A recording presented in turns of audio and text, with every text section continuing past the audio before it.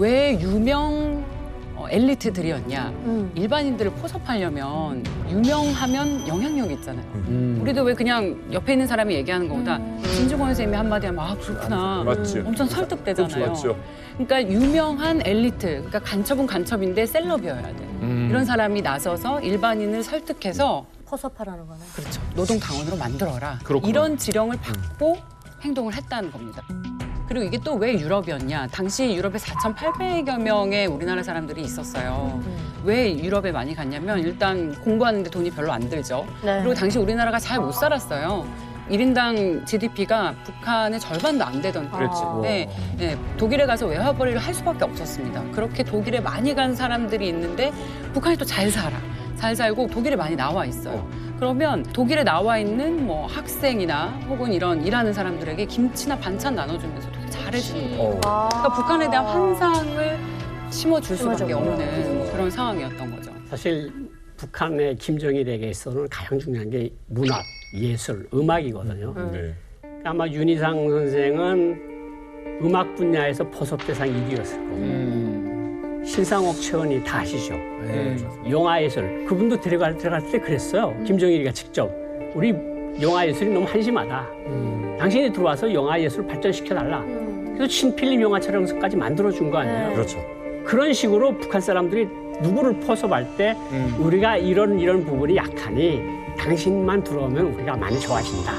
이런 식으로 포섭을 한 거죠. 그러니까 확실히 윤희상 작곡가 같은 경우는 사람들에게 명망가로서 그런 설득력을 가지기가 쉬운 게 워낙에 지금 아주 화려한 음악가죠. 전 세계적으로 인정받는.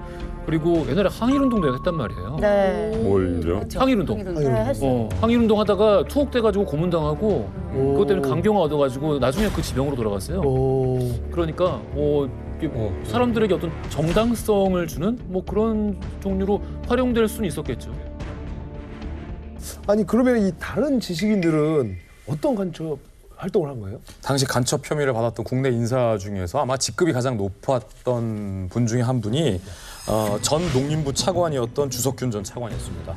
차관이 간첩이야. 나이도 65세 고령이었는데 대한민국 전 차관이 간첩 혐의로 연루가 됐다는 거예요. 이분이 또 일제강점기 때 조선총독부 산하에서 관직을 맡았던 사람입니다. 그런데 그때 당시 이 주석균 전 차관이 우리나라 농업에 대해서 좀 쓴소리를 많이 했었어요. 그러니까 지금으로 따지면 약간 진중권 교수처럼 딱한 얘기 정보에 대해서 많이 했다는 거예요. 예를 들어서 이 동백잎 사건이 있기 전에 1년 전에 동아일보에 실린 기사를 보면 주석균 씨가 이런 글을 씁니다.